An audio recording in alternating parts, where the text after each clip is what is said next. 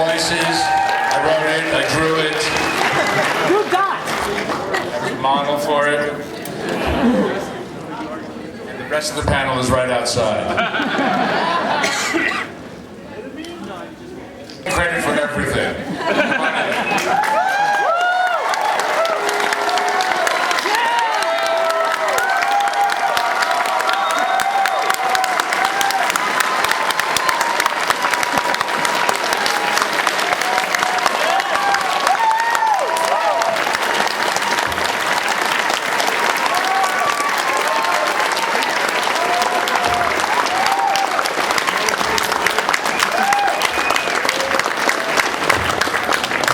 Sit down. Yes! We're back!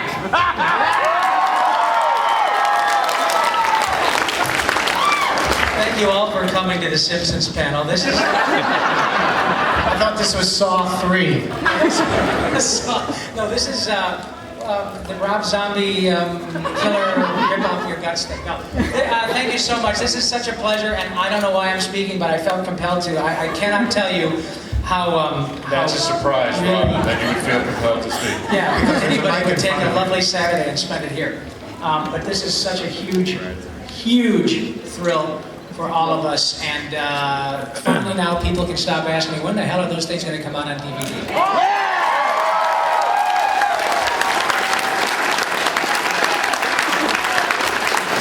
I'd just like to point out that Peter, Earl, and I wrote everything that Rob just said. When are those things coming out on DVD? Tuesday, right? Tuesday, right? Tuesday.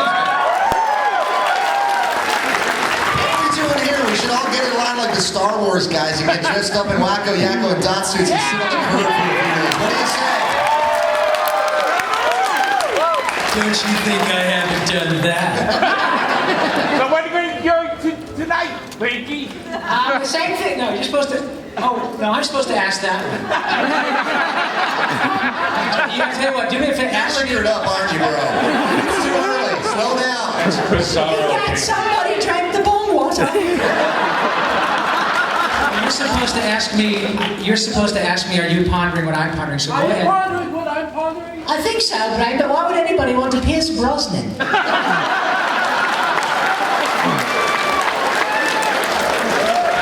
I personally want to thank you for using that one in the presence of Peter. I think that's the one I wrote that got through. We have. Should we? What were we supposed to introduce? There's no moderator? Quickly, we should introduce. I think from that way down here. Would you like to do the introductions, Brain, since you are the genius? Or insane. Or it's basically insane for a 3-inch tall lab mouse to think you can take over the world. Hey, it's happened. Starting way over to the far end is our farthest out writer. Please welcome Mr. Gordon Bresack. Writer of Tokyo Grows, the one where I had to come out of the booth and punch him. You said a mouthful. You said a mouthful. Broadway Malady. And Broadway Malady. And a dear friend. And Pinky, and my favorite that everybody hates. Oh, yeah. Pinky and the Brain and Larry. And a personal favorite of mine, the Pinky POV. Right. Yes. Unfortunately, Larry couldn't be here today. Easier said. And I'm the one called Larry. No, I don't take Billy's job. Next to him is Peter Hastings. One of the founding fathers of Pinky the Brain and Animaniacs. Next to him, Earl Kress. Name your 2 favorite episodes, guys. Peter, you did our Christmas special. Oh, they're all my favorite. Yes. Yes. And Earl? I love the Christmas special. I did To Russia with Lab Mice and the family that points together and arfs together. Yes. And everybody has to buy these because we need to get to volume 3. That's where most of my stuff is. That's right. Next to Earl is our fabulous voice director, the lady that just brought us all together and made it work, Andrea Romano. 7-time Emmy-winning Andrea Romano. 7. And I always use this as an example. you've probably heard this before, but Andre has won so many Emmys, and God's way of telling you that you've won too many Emmys is when you start buying Barbie clothes for them. Which is what she does. You go to her house and it's really kind of sacrilegious. All these fabulous Emmys and they're dressed up like Skipper. Please don't tell the Television Academy. I'm afraid they'll not give me any more. Yeah. Don't tell them. And you're obsessed with even numbers, so. Excuse me, if I could take this opportunity to introduce my brother. This is Mr. Jess Harnell. I just want to say if I suddenly disappear at any time during the panel, it's because I've got a potty emergency. And I also want to say that I buy the Barbie clothes too, but I buy them to wear them myself, which is a whole other And I want to take a moment to introduce you to my brother, And my partner. the Emmy Award-winning fabulous Mr. Rob Paulson.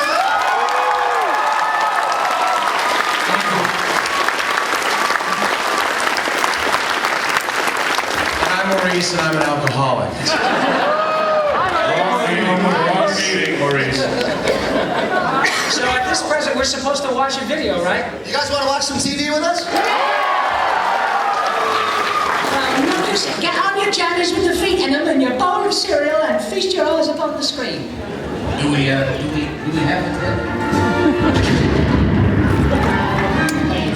So there was a party. Yeah. So we know we're doing fun stuff. We know we're making ourselves laugh, but it's such a thrill to be able to see actual, people who have been touched by the work, and so thank To you see so a much. full room like this. Right? Yeah, I mean, a whole bunch of people.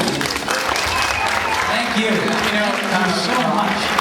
I don't know if you remember, but one of my great memories from doing Animaniacs was that Animaniacs was, people were posting things about Animaniacs before most of us had the internet, and it's sort of like, how do you get there? Well, there's a back door through AOL, I hear. And the internet, and you go to Rec, TV, Arts, whatever, Animaniacs. And there, as a group of people who became friends, I don't know if any of them are here tonight, but who came to the studio, I got contacted by these guys and said, we're going to be, they do these groups called Animania. There was Animania 1, 2, 3, 4, and they just like go and watch like every episode of Animaniacs, hardcore. We did an episode of Animaniacs that was about Comic-Con.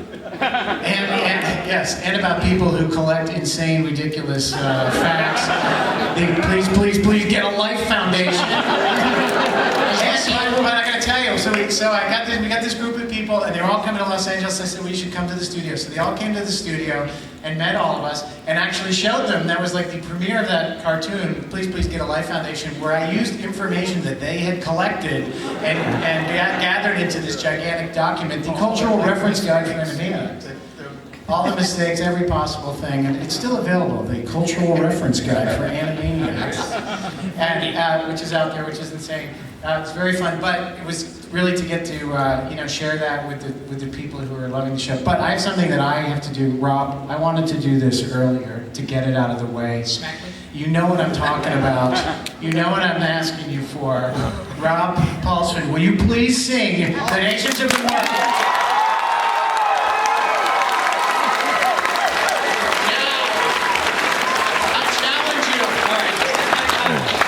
Over there too on the dais thing might be easier for people to see. Yes, I know. Is this thing on? Can you hear me?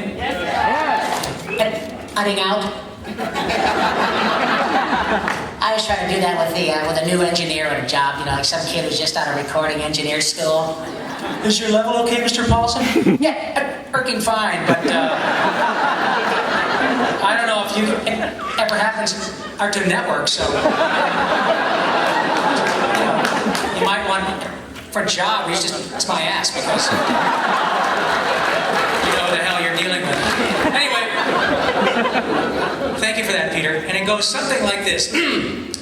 United States, Canada, Mexico, Panama, Haiti, Jamaica, Peru, Republic, Dominican, Cuba, Caribbean, Grenada, Salvador, Puerto Rico, Colombia, Venezuela, Honduras, Guyana, and still Guatemala, Bolivia, then Argentina, and Ecuador, Chile, Brazil, Costa Rica, Belize, Nicaragua, Bermuda, Bahamas, Tobago, San Juan, Paraguay, Uruguay, Suriname, French Guiana, Barbados, and Guam, Norway, and Sweden, and Iceland, and Finland, Germany, now one piece, Switzerland, Austria, Czechoslovakia, Italy, Turkey, and Greece, Poland, Romania, Scotland, Albania, Ireland, Russia, Oman, Bulgaria, Saudi Arabia, Hungary, Cyprus, Iraq, and Iran. There there's Syria, Lebanon, Israel, Jordan, with Yemen's Kuwait and Bahrain.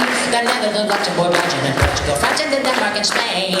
India, Pakistan, Burma, Afghanistan, Philippines, Poland, Bhutan, Cambodia, Malaysia, China, Korea, Japan, Mongolia, the Philippine Islands, Taiwan, Sri Lanka, New Guinea, Sumatra, New Zealand, and Borneo, and Vietnam, Tunisia, Morocco, Uganda, Angola, Zimbabwe, Djibouti, Botswana, Mozambique, Zambia, Swaziland, Gambia, Guinea, Algeria, Ghana. Oh, running a solo, Malawi, Togo, Spanish Sahara is gone. Ghana, Nigeria, China, Liberia, Egypt, Benin, Gabon, Tanzania, Somalia, Kenya, Mali, Sierra Leone, Algeria, Nahomi, Namibia, Senegal, Cameroon, Zaire, Ethiopia, Guinea-Bissau, Madagascar, Rwanda, Wyoming, Cayman, Abu Dhabi, Qatar, Yugoslavia, Crete, Mauritania, then Castlevania, Monaco, Liechtenstein, Malta, and Palestine, Fiji, Australia, Sudan.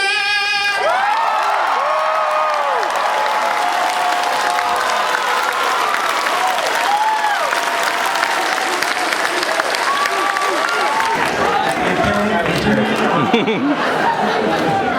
make that up, Rob? Yeah, I did. As a matter of fact, you guys, we remember this, and I have to tell you, it was 13 years ago, right? 13 years ago that we premiered Animaniacs. It was September of '93, right? Okay, so and I'm 26, so I was 13. But Peter probably remembers this. There was Peter. Were you there on that one, on the dais on that one? We were introducing Animaniacs, Pete. John McCann. John was there. I think Paul Rudd was there. Steven Tom Ruger and some other folks. Anyway, there was they showed Yakko's World. They showed the cartoon and the opening and stuff like that. And there was some lady who, in the front row, it's a little redundant. She was dressed sort of like Patti LaBelle as a Klingon. Big hair and gold lame, right? And she said, "Mr. Paulson, did you make that up?" After I gave her a breathalyzer, I said, "As a matter of fact, I did, and I wish I could stay and take more questions, but I'm going to improvise a song about anybody who's ever played Major League Baseball." So thank you. Anyway, should we take any questions or something? Well, first I want to give Maurice equal time. Maurice, would you please do all of the tongue twisters and you said them out? No. Can we actually say that was written by Randy Rogel? Yes. Yes. Randy Rogel, who also wrote all of the States and the Capitals, Jess Harnell.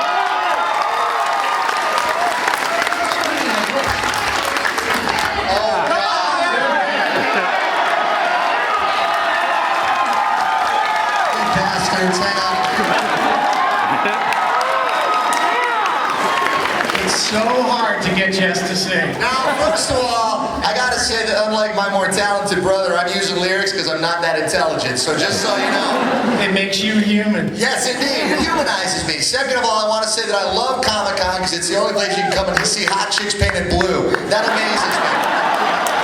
Usually you gotta be on all kinds of medication to see that, and here it is live, which is impressive. Alright, so first of all, I guess I'm gonna sing. I would love to do something from Cats, but since I don't have the costume, I'm gonna do this. And it goes like this. Sing along if you know the words, because it's more than I do. Here we go, ready?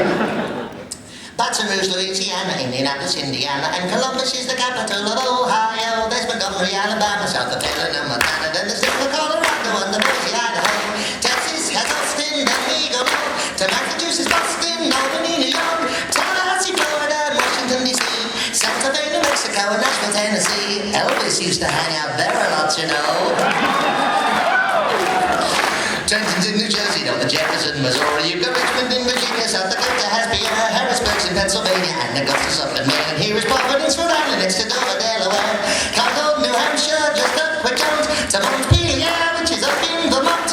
Hartford, Connecticut, so plenty in the bowl, and Kansas has Topeka, Minnesota has St. Paul. She lives in Alaska, and there's Lincoln in Nebraska, and it's Raleigh out in North Carolina, and then there's Madison, Wisconsin, and Olympia in Washington, Phoenix, Arizona, and Lansing, Michigan.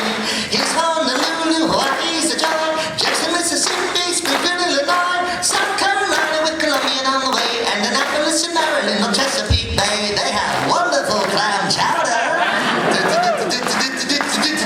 Cheyenne is in Wyoming, and perhaps Jamaica. Oh, it's Salt Lake City, out in Utah, where the Buffalo roam. Atlanta's down in Georgia, and there's Bismarck, North Dakota. And you can it in your own Kentucky home. Come and up again from there we join. Little Rocky, Arkansas, I always got to go inside. We went to California, Oklahoma, and the city. Shouts to West Virginia and Nevada, Dawson City. That's all the capitals there are.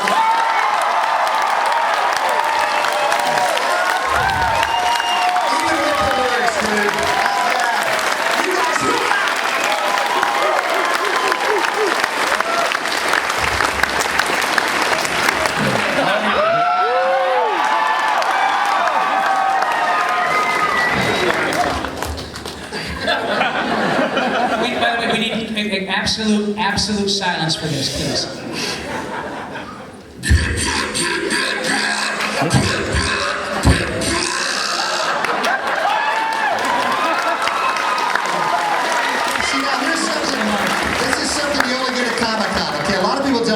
But you know, like, Mel Gibson and Tom Cruise and all the big actors have stunt guys, right? Because they don't do that dangerous stuff. I had a stunt burper. All that wacko stuff that was so fabulous, because they said to me early on, they said, Jess, can you burp? And I said, only when it's really inappropriate and I'm trying to impress a chick. And they said, well, that's not going to work. So they said, it's a good thing we have Maurice LaMarche. And Mo did all those amazing, amazing stunt burps. So now the secret's out. That's the great Wackarati right over there.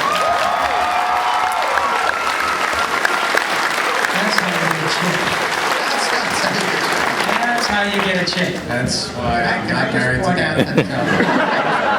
Singing acapella, both Rob and Jess did key changes in the middle of those songs. Oh, thank you. You see? Thank you for noticing that, Earl. That's what listening to too much metal will get you, Earl.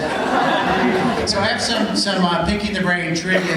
When we originally were developing Animaniacs, we had a lot of art, but we didn't have voices. And we went over, we got some good guys from Tiny Toons, and we got a bunch of actors to come in to do these kind of temp voices because we had to go pitch this stuff to Spielberg. And so Mo was there, and Mo did Taz on I did Taz's dad on Tasmania. Yeah, Tasmania. Anyway, so Mo was there, and Mo has this thing that if you work with Mo as a voiceover actor, he has a couple little bits that he always does in the booth. And there's this one particular thing that he always used to do, and he was doing it in the booth, and when we heard this, it was like, that is the voice of the brain. Mo, what was that bit that you do? Well, first of all, it's not a bit. For you, it's a bit, but It's more of a compulsion. It's an actual compulsion. I have to do this every time there's a lull or a mic check, and there's this great piece of tape on Orson Welles in the 1970s, and it starts like this. We know a remote farm in Lincolnshire where Mrs. Buckley lives. Every July, peas grow there. Do you really mean that? Yes, I start about half second late. Don't you think you really want to say July over the snow? Isn't that the fun of it? If you can make it almost when that shot disappears, I think it'll make my... I think it's so nice that you see a snow-covered field and say every July peas grow there. Get me a jury and show me how you can say in July and I'll go down on you. This is a lot of shit, you know that. So obviously we had to break. There you go.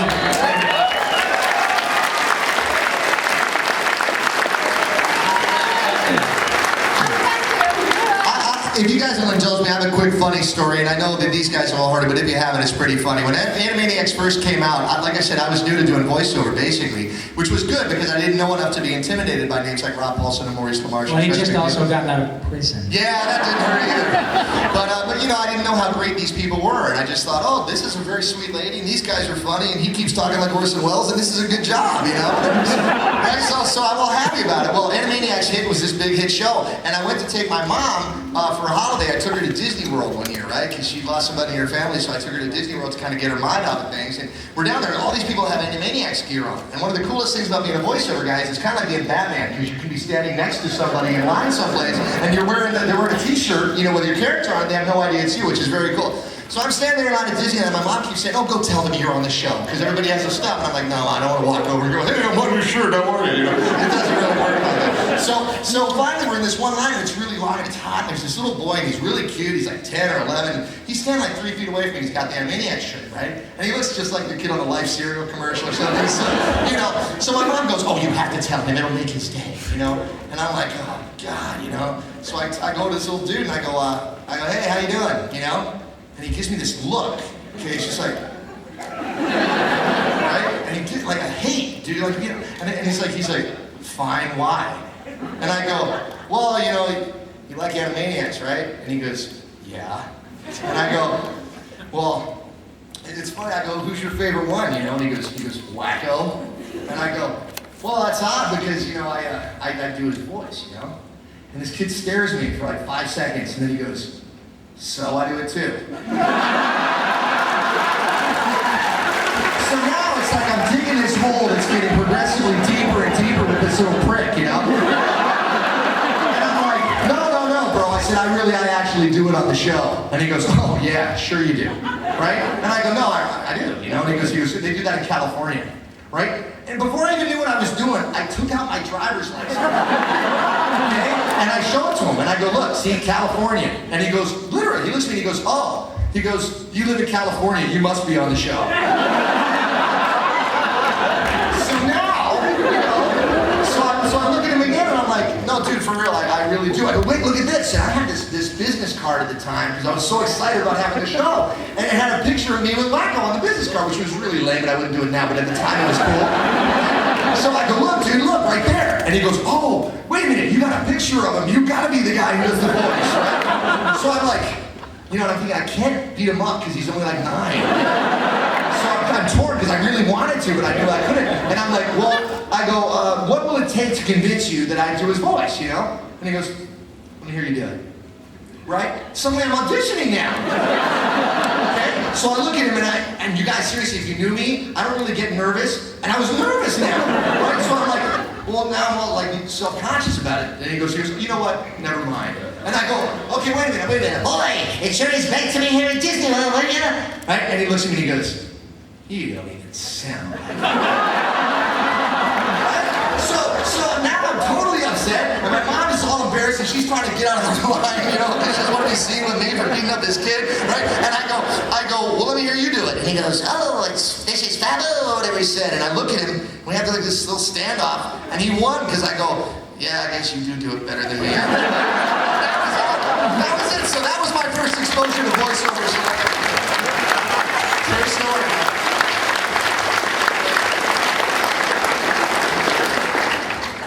Ms. Romano, do you have an interesting little anecdote that you'd like to share? I don't really have an anecdote, but I just want to say, having worked now in animation for years and years and years, that every once in a while, things align and you get great producers and great writers and great composers and great songwriters and great actors, and it all comes together. And Animaniacs and Pinky and the Brain were those particular times where everything just fell into place. We knew it when we were doing it. We all kept looking at each other in recording sessions and saying, it may never get better than this, and that would be okay because this is so very good. And just for all of us, I just want to say we're very, very proud to have been a part of it. And thank you all for being fans. And please do buy the DVDs and request. Doesn't it look great? I mean, doesn't it? It does. It holds up after all these years. It's still funny. It makes sense. I would like to add. We all look fantastic. I would like to add to that the reason that all happened was because we were pretty much left alone to do whatever we wanted. There was no network that was stamping their brand on us, and very rarely was something killed or was it censored. So, you know, more freedom. Glad you mentioned that. And it hasn't happened since. I'm glad Andrea mentioned the composers, because I'd like to just... Richard Stone. Richard Stone, the late, great Richard Stone. Beautiful. And all the songwriters. I think it has to be the last time that a cartoon was completely scored. Oh, yeah. With an orchestra, everything's electronic. Individually scored. Well, it was almost like, you know, there's the golden age of Looney Tunes that everybody knows and loves, you know, and then it's almost like, starting with Tiny Toons, Warner Brothers experienced that again, you know, and I mean, these guys were there for all those shows, beginning with Tiny Toons and Tasmania and stuff like that, but we were lucky because it's like, we got to ride the second wave, the second golden age of Warner Brothers animation, you know, And that's why we're all so happy it's coming out on DVD, because I want to see these things again, man. It's like, you know. I also think, I'm sorry, I also think at this point that it would be criminal for us to not, to acknowledge the person responsible for all of this besides Steven Spielberg, of course, and that's Tom Ruger. Yeah. Tom Ruger. Who's not here.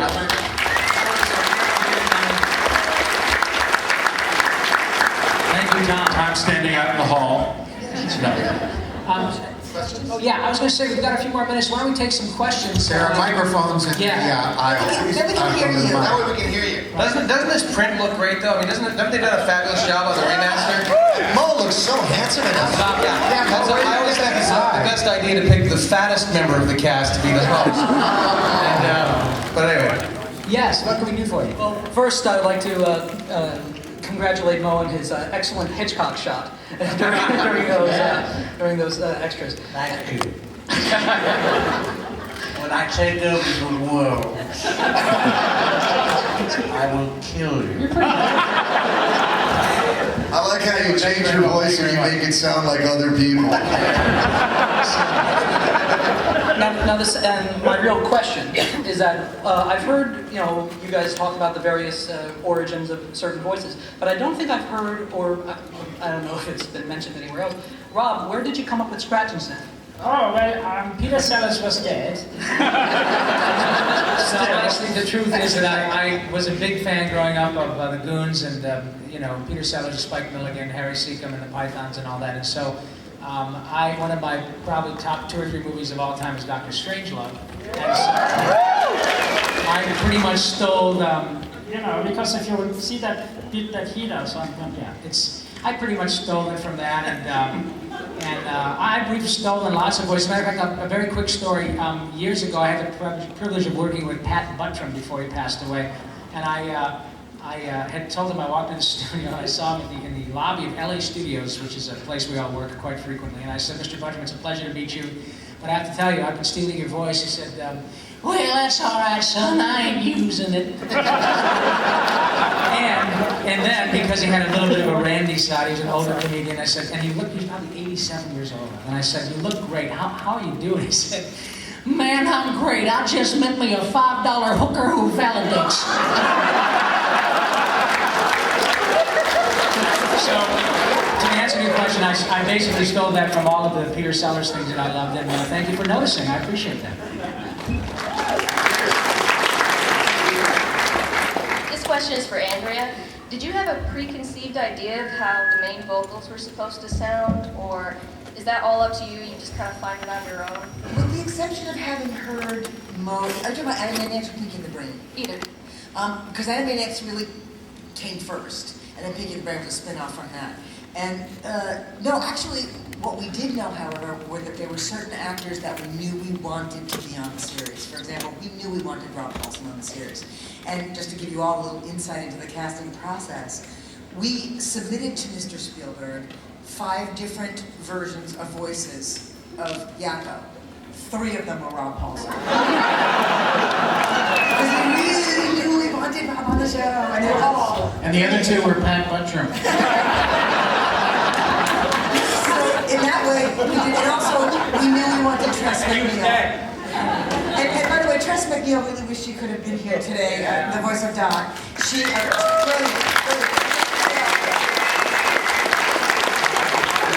some show named The Simpsons wanted her today, so she couldn't be here. So, but we knew we wanted her on the series as well. The rest, you present to the agents, to the actors, a breakdown of the character, what it looks like, what the character traits are, and then you let them come up with it, let them do their job. And then you kind of go, I like that, but let's make it a little more this way or that way, or higher or lower or whatever.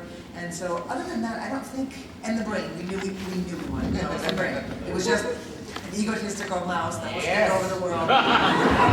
Casting against time, of course. Yeah. So other than that, no, there were no specifics that I had. You know, I like to let the voices come to me and whatever feels right for all of us. And that's a decision made by committee. That's not just my decision. That's a lot of people ultimately deciding. But the great thing about working with a director, and I know I speak for all of us as great as Andre, is just that, you know, like I said on that little thing we saw, I didn't know what the hell to do for that character. But when I got in there, she knows how to use actors as clay, because she knows that you're capable and that you probably have a lot of ideas, but she helps you find them. And if it weren't for her, I don't know what Wacko would have ended up sounding like. It probably wouldn't have been me, or probably been somebody else doing something totally unrelated. She just said, well, you do impressions, right? Who do you do? Well, why don't we try one like that? I know you do this, let's try that. So we could have had an Elvis Wacko. You're going, hey man, that's Fabu, that's all right. But Andrea, isn't it also true that these three actors do multiple voices, so they're valuable to have there? Absolutely. For this kind of show, for an animated series that's really sort of broad and cartoony, and you really want voice actors who can give you a lot of different voices, the Screen Actors Guild allows us to do 3 voices, essentially for one price. So if I can get 3 voices out of these guys, I'm saying no. Which price is $1 million. I can build my infant defibrillator. But that includes also, you have Rob doing Yakko and Scratch and Sniff at the same time, talking to himself, switching back and forth. Wake up, it's late. It's 20 minutes after 8. Everybody wake up, it's time to go. Up and at it now. Come on, shake a leg, have some juice and swim with egg. On the floor, out the door, let me on my way. I actually have a question for Andrea, Rob, and Jess. Something that I'd like clarified. Tom Bruger told me in the beginning that the voice of the Yakko, Wacko, and Doc were sped up. And then you guys learned how to do it that way? I think we did used to speed Wacko. 6% or something. We did speed him up a little bit. Because, you know, to make voices sound younger and smaller, just a real simple technical Well, Rob was gelded, right? Yes, I And then, as the voice, and you know, you guys have heard it over the years, voices evolve. You know, you hear the first episode of a series, and then 5 years later, you hear that the next, episodes years later, the voices change. And they actually learned how to make the voices sound that pitched, sped sound by themselves, so we no longer have to mess with it. It's like Rain Man watching TV going, yeah, definitely higher, definitely Thank you for your question. We only have a few minutes left, so ask your questions as quickly as Rob would. Great. First of all, I just want to thank you guys for being here. Thank It means a lot you. to all of us. Thank you. We're waiting for them, the DVDs to come out, and just want to thank you all. This is questions for Maurice, Jess, and Rob. My personal favorites of Pinky and the Brain is the Bubba Bob Brain episode. Hey, God, Bubba Bob Brain! If I could reach you, I would hurt you. Animaniacs, the episode, I can't recall the name, but it's also the episode where the clown terrorizes the Animaniacs. Oh, yeah. And I was just curious, what is your favorite episode? Pinky and the Brain Animaniacs. You know which one comes to mind for me right away when you ask that? I love the 65th anniversary Animaniacs where we did like the retrospective. I love that one. But another one of my absolute favorites, and I believe Peter Hastings wrote it, and I hope I see it again, I hope it's on one of these, was one where they were playing bingo. Wacko and Dr. Scratch, they were playing bingo, and Wacko literally drove him nuts because he couldn't get the rules. And I always loved that. There was one where we went to a drive-in movie and Jeff Bennett was playing the Drive-in Sing. Drive-in Sing. I like wrote that one. Yeah. Dr. Scratch goes to get some popcorn and I would like some popcorn. And he goes, hi, my name is Mitch. That's Jeff Bennett. Hello, Mitch. And he goes, everything is $1. And it's just, I just love it because Jeff Bennett is another guy who's just stupidly gifted. And then my favorite Pinky and the Brain is, I like the Christmas special. Yeah. Because I love the fact that I give you the little world. And I love the fact that I cry. For me, it's the Christmas special and Bubba Bob Brain. It's a tie between those two as my all-time favorites. Great, thank you. Thank you, sweetie.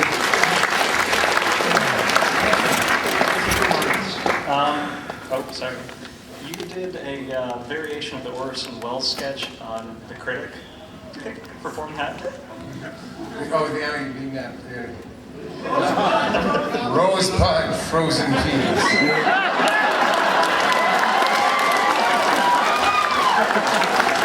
Full of natural goodness and green penis. I can't believe I said that. This is terrible. I'm leaving. I'll just take a handful for the road. I found a French fry in my beard.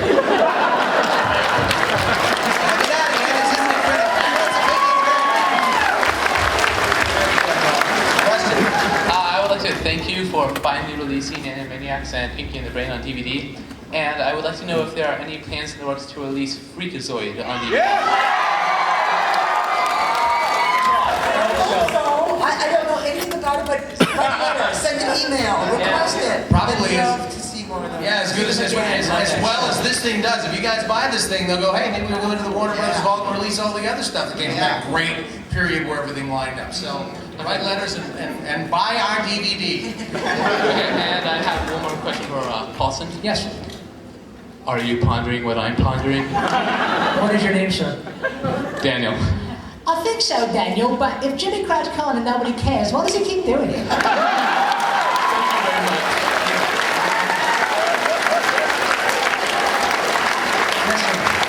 guys know me, but you said a mouthful. Thank you. No. I mean, was there an urge to kill anybody? I went in and punched Bresak. Gordon Bresak. In the middle of the session, I got up and I punched Gordon Bresak Did he keep the in the arm like he was my little brother. Yeah. Sock plucker, be careful what you say. Gordon Bresak wrote that. You got to say that we had a bet in the booth while we're watching it, who would be the first person to say cocksucker. And ironically, it turned out to be John Machida, who is the guy that's famous for doing the fast talking. Yeah, he was there. That's a great story. So I should listen to that all day. Thank you. Thank you. Next Yes, question. sir. I just had a quick question. When you look you guys up on Internet Movie Database, you always see additional voices. Can you tell me of something that was an additional voice that may have made it to something that we might recognize? You mean with respect to Animaniacs? Or, Well, anything in general, but specifically Animaniacs or Pinky the Brain. well, we've all done lots of other, I'm sorry, I've done a lot of other cartoons, but... Sure, but, it's kind of a vague question. I just... No, that's okay. In terms of Animaniacs, mostly for me it was just Dr. Scratch and Sniff and Yakko and Pinky. There were, I think, more of them that we had thrown different voices in Hysteria. You know, when we cast Rob as when I cast Rob as Dr. Scratch, I had no idea how important that character was going to become. I thought it was maybe a 1 or 2 story arc. That's all we would see him, and ultimately, that's one good example of a character that became a truly important character in the series. But I'll tell you something funny about that whole additional voices thing, just because I think this is hysterical. A lot of the time, we're brought in to do cleanup on major movies, like the big movies where they hire all the real movie stars to go in and do the main parts, and they have us come in to do Ant number 2 and and Bulldog number 4 or whatever. So we go and we do all this stuff. Well, I do a lot of that, as these guys do. But my most famous one of those is the additional voices thing, and it was really funny because I was on the way in here, my driver who took me to the hotel was asked what I did, and he had this thick accent and stuff, and I said cartoon voices, and I kept running things by him, he didn't get it. And finally I went, well, did you see Finding Nemo? And he goes, oh yes, Finding Nemo. I go, yeah, you know the seagulls who go, mine. He goes, yeah. I go, dude, that was me. And it's so stupid because it was this one word with me and one other dude going, mine, and it became this huge thing in the movies. So, I have to tell you, it is so sad to see, a man who used to be on top of the world convincing a sort of a Pakistani expatriate that I am in fact somebody that you need to know. Wait. That's a step up from a 9-year-old. Wait.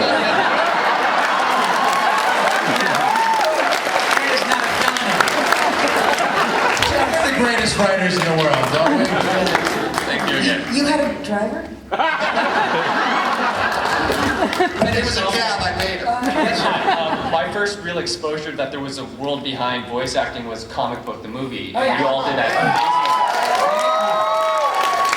amazing. Mark Hamill, who is wonderful and he sends his regards. I love everybody. Great to see you. With that amazing panel you all did on... I'm sorry we're being told that we're done, but I just want to point out I know these people. There is no life behind voice acting. I just want to say real fast, when I was a kid and I watched Animaniacs, I actually thought it was a beetle who did it, and I remember coming up with the movie that... Times never got that tough for Ringo, bro. He never needed to get it. And you did that little thing of the different Beatles in Comic Book the movie. Yeah, well, real quick, the way to do that is first of all, you got John, and John sounds like he's in his nose, and this Paul's more back in the throats and higher like that, then this George, and George was that thick and Scouse and Ringo's on the bottom, so...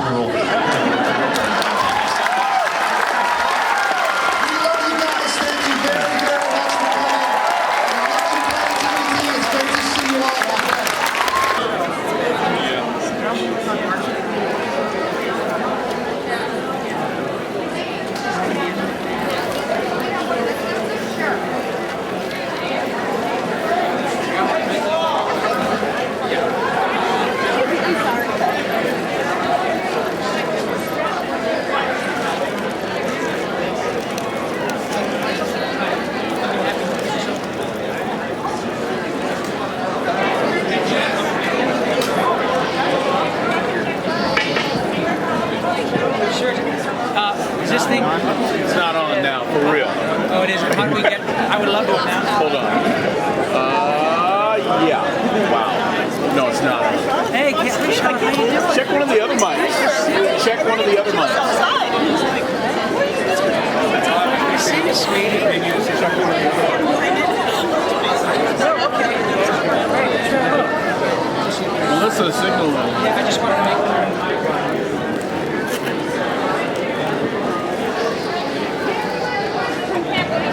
Everybody knows Rob and Jess and Maurice will be downstairs at the Warner Brothers booth. What, do you know the number? Like 4,100. It's like 4,100, so actually they're going down there now.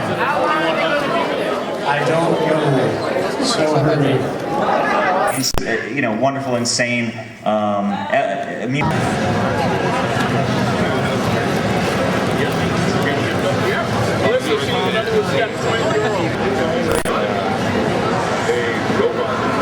It looks like they're giving him something anyway. Either one.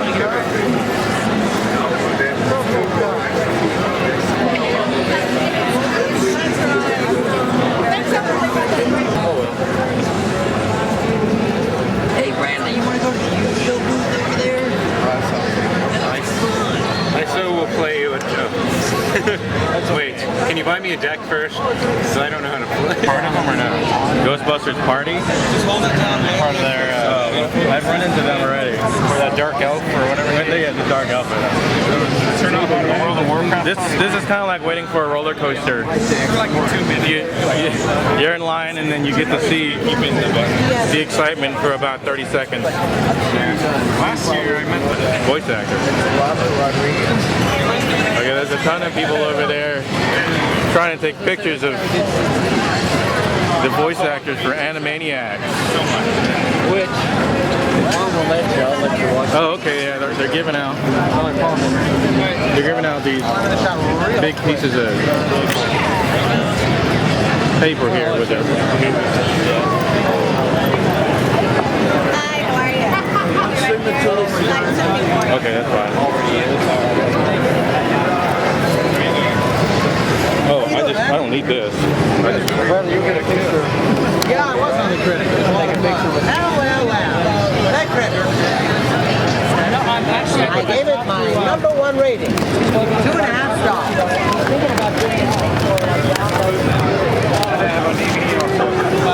But he's got it.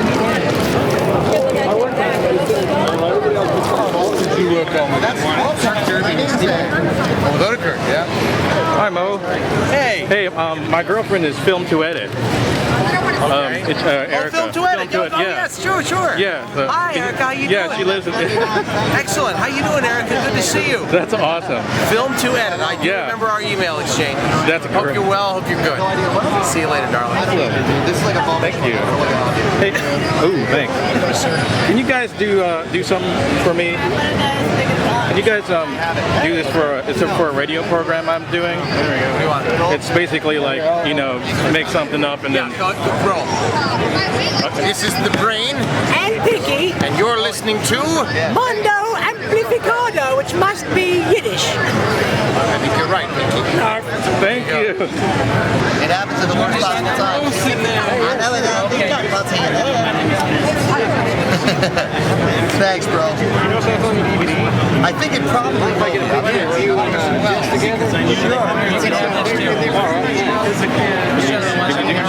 Oh, sure. Did you guys do the back of this one? Or? Oh, it's already. Yeah, you good? Cool, man. So what's up, boys? This is mine here. I don't know what that is. You know what? Me too. It's been years. I know, and it's it was a lot of legal. Why did it go wrong?